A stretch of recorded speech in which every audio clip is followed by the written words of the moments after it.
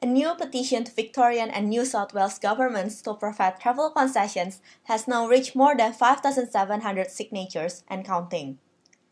Victoria and New South Wales are the only states in Australia that do not extend concession public transport fares to international students. While paying the same amount of tax with the locals, overseas students have to pay full fare on public transport, causing them to spend more than double the concession fares. The founder of the petition, Catherine Nguyen, said that international students had been disadvantaged in many ways.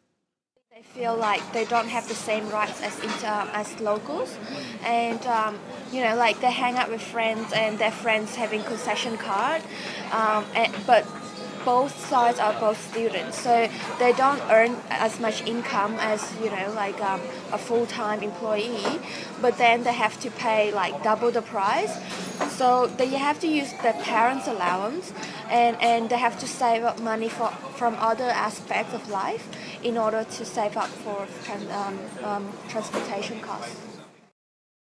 Under Victorian legislation, domestic and exchange students are eligible for concession fares on public transport, but full fee-paying international students are not.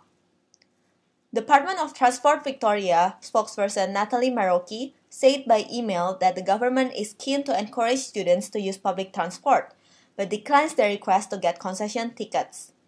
Full fee-paying international students are not eligible for Medicare, Centrelink benefits, rental assistance, or most other taxpayer-subsidized social services.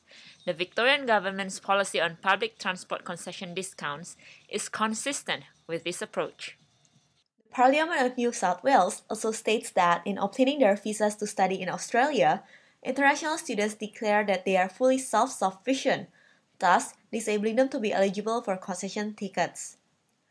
Melbourne University Overseas Student Service President Eric Chan said that the approach taken by the two states is mainly because of the high amount of revenue taken from international students. In other states, what the international students pump into the economy of, say, Perth or Canberra is more than the loss that they make from giving concession, right? Because there are so few students there.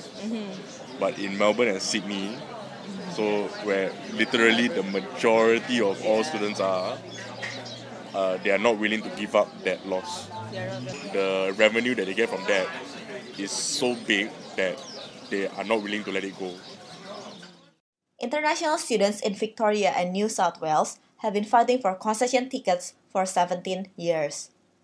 Marcella Purnama reporting.